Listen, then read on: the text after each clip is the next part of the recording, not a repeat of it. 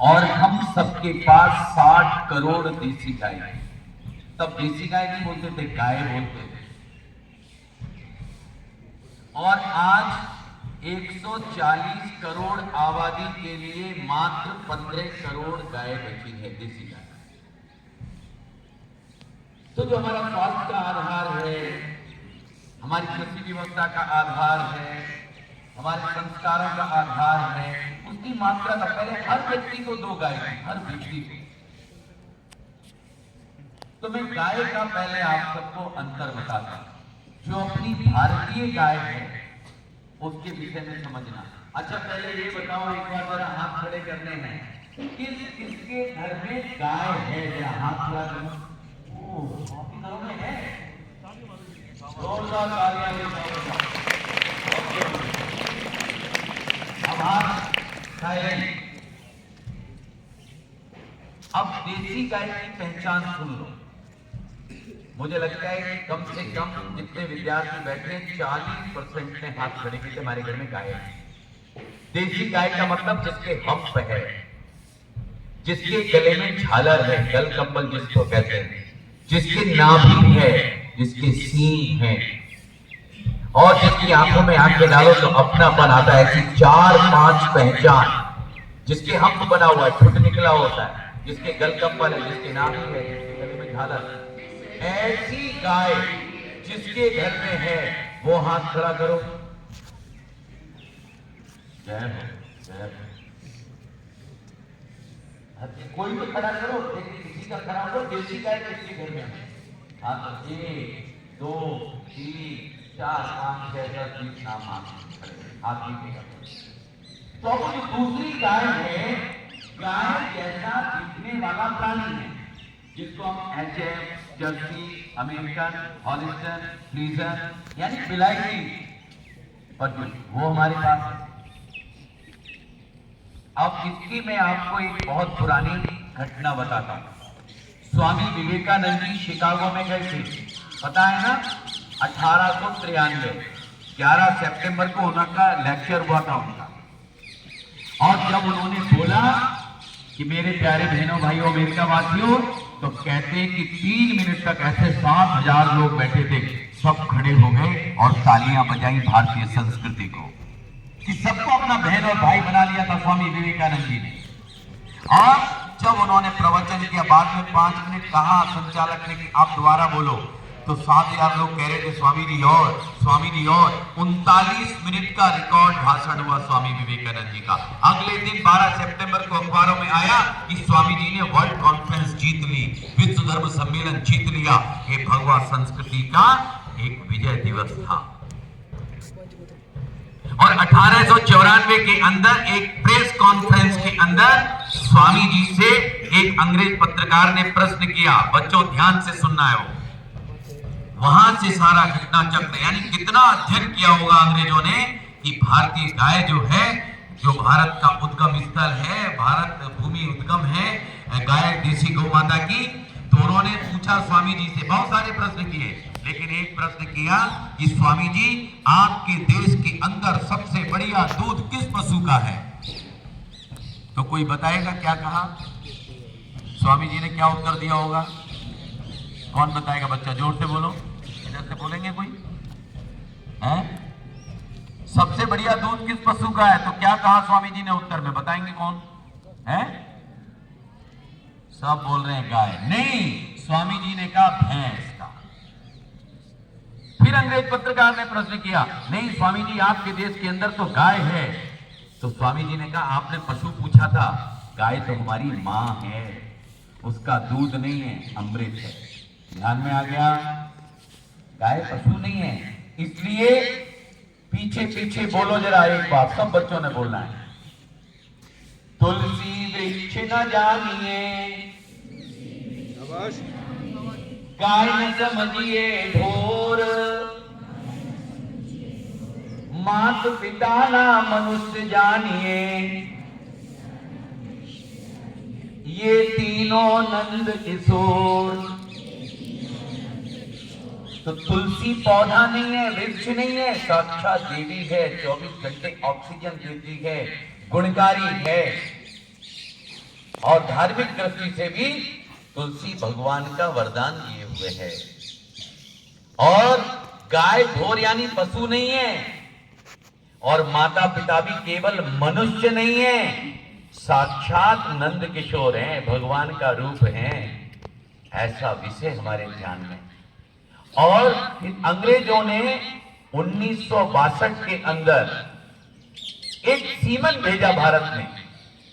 गाय भारतीय थी, लेकिन नए दूध कराने के लिए जो सीमन का प्रयोग किया वो HF वगैरह का सीमन, विलायती सीमन, अपनी गाय की नस्ल बिगड़ती रही और विलायती बच्चे निकलते रहे, अपनी नस्ल बिगड़ गई।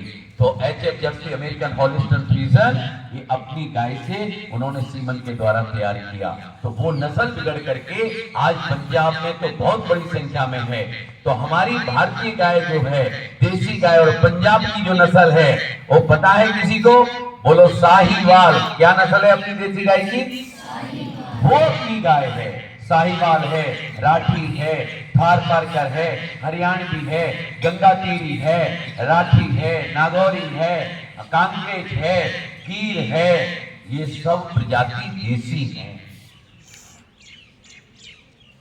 अरे बच्चा जब माँ का दूध पीने से हटता था तो घर वाले कहते थे भाई गौ माता का दूध लगाओ बच्चे को।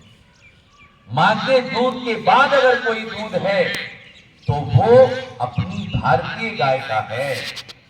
माँ के दूध को पीने के बाद और 18 साल तक अगर बच्चे को भारतीय गाय का दूध मिले तो वो बच्चा अपराध मुक्त होगा, रोग मुक्त होगा और संस्कारों से युक्त होगा। बोलो गौ माता की। तो सब जरा अपने घर में, आज जिन जिन के घर में है जर्सी, अमेरिकन हॉलिस्टन फ्रीजन है, उसके बारे में बताओ। वो फ्लैट है, उसके झालर नहीं है, नाभि नहीं है। और अपने आप सब विद्यार्थियों, इसलिए आपको जानकारी होनी चाहिए, भारतीय गाय के 4 पेट होते हैं, विलायती पशु के 3 पेट हैं। अपनी गाय की 180 फीट लंबी आंत है, विलायती पशु की मात्र 90 फीट लंबी आंत है। अपनी गाय के सूर्य केतु नाड़ी है, विलायती पशु में ये नाड़ी नहीं पाई जाती। सूर्य से लेकर केतु तक के सारे ग्रह उस नाड़ी में रहते हैं। जब अपनी भारतीय गाय धूप में घूमती है तो उसके अंदर सूर्य से निकलने वाली जो ऊर्जाएं हैं वो सूर्य केतु नाड़ी के माध्यम से बच्चों गाय के गोबर में, दूध में, गोमूत्र में आ जाती है। इसीलिए भारतीय गाय का दूध, दही, घी, गोबर, मूत्र अमृत है, उसको गव्य कहा गया है। पंचगव्य से मनुष्य चिकित्सा, अब मैं थोड़ी विज्ञान की बात करता हूं। पंचगव्य से मनुष्य चिकित्सा है। गाय के दूध, दही, घी, गोबर, मूत्र से मनुष्य की चिकित्साएं होती थी। महर्षियों ने, ऋषि जमदग्नि, ऋषि भरद्वाज, ऋषि गौतम और ऋषि वशिष्ठ और ऋषि असित, इन्होंने गायों के ऊपर रिसर्च किया था और पंचगव्य के ऊपर भी शोध करके कि इससे मनुष्य चिकित्सा हो सकती है।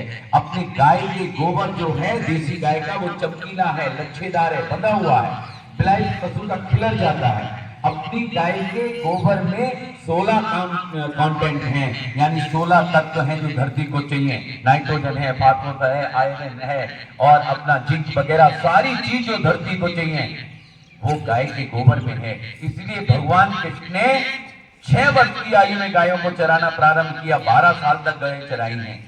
बाबा बालकनाथ जी, अपने सुना है ना, सातलाई स्थान है उनका, 12 साल गाय चराई हैं उन्होंने। क्यों? गाय का गोबर धरती पर गिरना चाहिए। गुरु नानक देव जी ने भी 12 साल गाय चराई है। ऐसे गौ माता का चारण इसीलिए किया गया कि धरती के ऊपर गोबर गिरना चाहिए, धरती शुद्ध होती है। गाय का गोमूत्र हमारा कीट नियंत्रक के रूप में काम आता है, जिसको हम पेस्टिसाइड बोलते हैं। कीट नियंत्रक, पौधों के ऊपर कोई कीट पतंग लग जाते हैं, उनको स्प्रे करने से उसका एक सिस्टम होता है, कैसे बनाया जाता है कीट नियंत्रक। नीम के पत्ती डालते हैं, हरी मिर्च डालते हैं, लहसुन डालते हैं, 21 दिन रख के गोमूत्र के अंदर, फिर उसको छान के रखना और 1 लीटर गोमूत्र में 10 लीटर पानी मिला के स्प्रे करना, तो सब कीटों का नियंत्रण होता है। उसको कीट नियंत्रक बोलते हैं। और मेडिकल साइंस कहता है कि एक स्वस्थ व्यक्ति के लिए 24 कंटेंट जरूरी है, vitamin A, B, C, D, E, carbohydrate, magnesium, urea, acid, तांबा, लोहा, सोना, चांदी, ऐसे 24 के 24 कंटेंट देसी गाय के गोमूत्र में पाए जाते हैं। बोलो बच्चों गौ माता की। इसलिए गाय को मां कहा गया। गाय के गोमूत्र से 108 बीमारियों का निदान है। आयुर्वेद के अंदर जितनी जड़ी बूटियां हैं उनका 80% का शोधन गाय के गोमूत्र में होता है। बाकी किसी का दूध में, किसी का दही में, किसी का घी में, ऐसे, लेकिन 80% जड़ी बूटियों का शोधन गाय के गोमूत्र में होता है। इतना बड़ा विज्ञान है। देसी गाय का जो घी है बिलोने वाला, आजकल तो बिलोने वाला घरों में कहां बनता है, वो मिक्सी में बस मलाई डाली, घुमाया और निकल गया, घी हो गया तैयार। वो गुणकारी घी नहीं है। घी वो है जो बिलोते, दही को बिलोना मटके में, और फिर जो मक्खन निकलता था उससे जो घी बनता है, उस घी का लाभ सुन लो। पढ़ने वाले हो ना आप सब। शुद्ध बिलोने वाला घी कांच की शीशी में अगर 200 ग्राम रख लिया, आपको 6 महीने चलेगा। एक व्यक्ति को रात को सोते समय 2-2 बूंद नाक में डाल लो, सिरहाना हटा लो, खींचना नहीं, धीरे धीरे उसको ब्रेन में जाने दो। आपको माइग्रेन, अनिद्रा, तनाव, डिप्रेशन, सारी चीज दूर हो जाती है और हमारी याददाश्त मजबूत होती है। अगर हमारा पाचन तंत्र कमजोर है तो देसी गाय का शुद्ध बिलोने वाला घी 3 बूंद नाभि में डाल लो, पूरी बॉडी का आयलिंग हो जाता है। किसी को भोजन पचता नहीं है, बहुत कमजोर है, पाचन तंत्र कमजोर है, तो भोजन करने से 5 मिनट पहले 5 ड्रॉप, 5 बूंद घी हथेली पर रखना और चाट लेना। उसके 5 मिनट बाद खाना खाना। आपका कभी पाचन खराब नहीं होगा। बोलो गौ माता की। इतना बड़ा विज्ञान है। तो देसी गौ माता का घी अपने आप में अमृत है। 10 ग्राम देसी गाय का घी का दीपक घर में अगर जला दो तो कहते हैं कि 1000 किलो ऑक्सीजन तैयार हो जाती है, प्राणवायु। इतना बड़ा विज्ञान है। ये छोटे छोटे विषय जो हैं, अगर 20 साल से नीचे उम्र के बच्चों को अगर चश्मा